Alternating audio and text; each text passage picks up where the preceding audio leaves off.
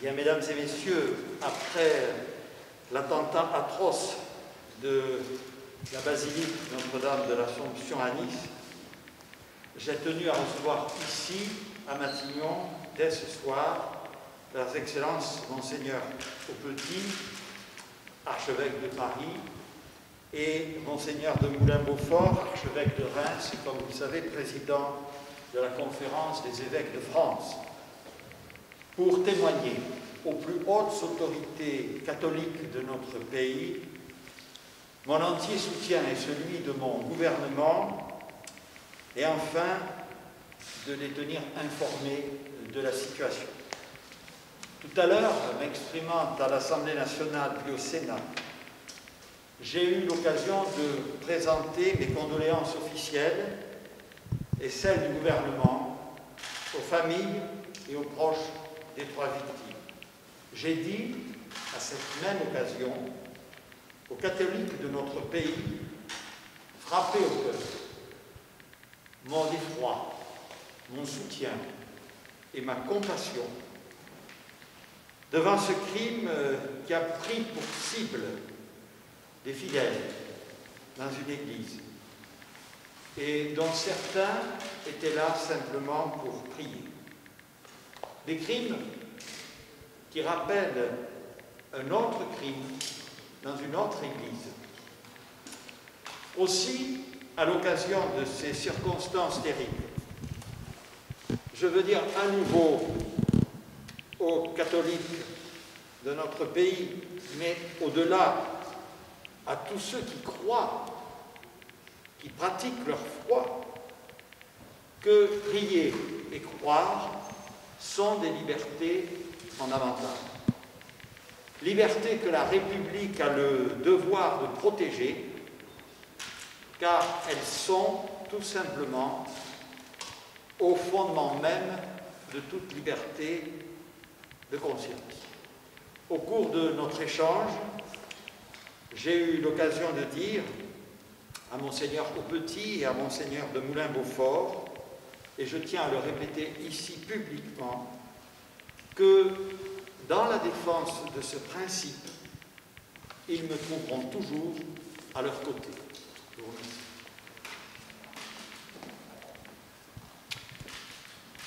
Je voudrais ce soir remercier le président de la République qui m'a permis de l'accompagner tout à l'heure à Nice, dans cette visite qu'il a voulu faire à la ville de Nice et notamment à la communauté catholique de Nice, fortement marquée par cet attentat, alors dans une ville qui a déjà subi 2 attentats de même origine, et qui est aussi marquée, dont la région est marquée par les inondations de ces derniers temps. Je remercie aussi le Premier ministre de nous avoir reçus et des paroles fortes qu'il vient de prononcer, qu'il a eues avec nous dans son bureau. Je crois que les catholiques de France savent bien que le gouvernement les soutient et fait ce qu'il faut pour les protéger. Nous sommes conscients qu'en s'attaquant à une église, il y a des personnes qui étaient en train de prier dans une église. L'assassin a pensé atteindre la France et a voulu atteindre la France en quelque sorte au cœur. Je crois qu'il est important que nous, Français, ne cédions pas à la peur, bien sûr, ni non plus à la colère. La colère nous habite, elle peut nous habiter, c'est légitime, mais cette colère, il faut la transformer en une énergie pour un bien meilleur et pour une action encore meilleure.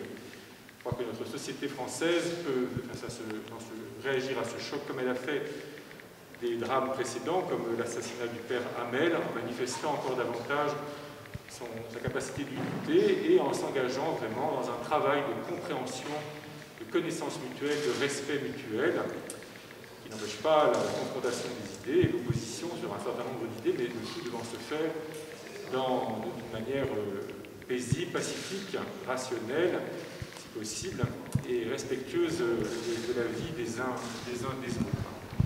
Je pense aussi aux enfants, aux jeunes qui vont reprendre l'école lundi. Leur rentrée doit être marquée par un hommage à rendre à M. Paty. Cet hommage va être coloré encore, marqué encore par ce drame de Nice. L'école est un lieu très important où se forme la France de demain, la conscience des Français de demain, un lieu d'apprentissage, de la confrontation des idées, des personnalités, des conceptions du monde. Il faut apprendre à laisser parfois pas toujours facile ni drôle à l'école,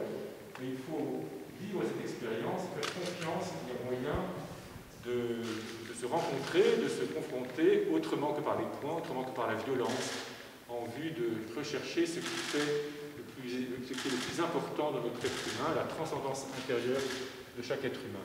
Je vous remercie. Merci beaucoup. Voilà, je voulais remercier le Premier ministre, bien sûr, mais à travers lui aussi, tout à l'heure, remercier le préfet de police. À 15h, j'ai célébré une messe à Saint-Sulpice pour la mémoire des personnes qui ont été assassinées ce matin. Et la police s'est mise à notre service pour protéger les fidèles. Comme ils le font d'ailleurs ce week-end. Toutes les paroisses, les curés ont été sollicités pour dire leur horaire de messe pour que les paroissiens puissent être protégés par la police et par le plan Vigipirate. Donc je tenais déjà à remercier pour cela. Ce que je voudrais dire aussi, c'est que les chrétiens ne sont pas abattus. Ceux que j'ai rencontrés restent debout. Ils n'ont pas peur. Le but, sans doute, d'un tel assassinat abominable, de s'en prendre à des personnes âgées qui prient, c'est de terroriser. Eh bien, à l'injonction du Christ, au jour de sa résurrection, nous n'avons pas peur et les chrétiens sont toujours debout. Ils seront sans doute nombreux pour la Toussaint pour marquer qu'ils ne sont pas terrorisés. Je crois aussi qu'il faut rappeler que notre religion, c'est un Dieu qui s'est révélé être le Dieu d'amour, et l'amour de Dieu va de pair avec l'amour du prochain. Il est impensable d'aimer Dieu et d'égorger son prochain. C'est juste une insulte à Dieu. Et donc, ce que nous voudrions dire, c'est que même si nous sommes en colère, nous n'entrerons pas dans cette escalade de la violence et de la haine. Nous répondrons comme le Christ a répondu, en disant peut-être ce qu'il a dit en haut de la croix pour ceux qui le peuvent, « Pardonne-leur, ils ne savent pas ce qu'ils font ».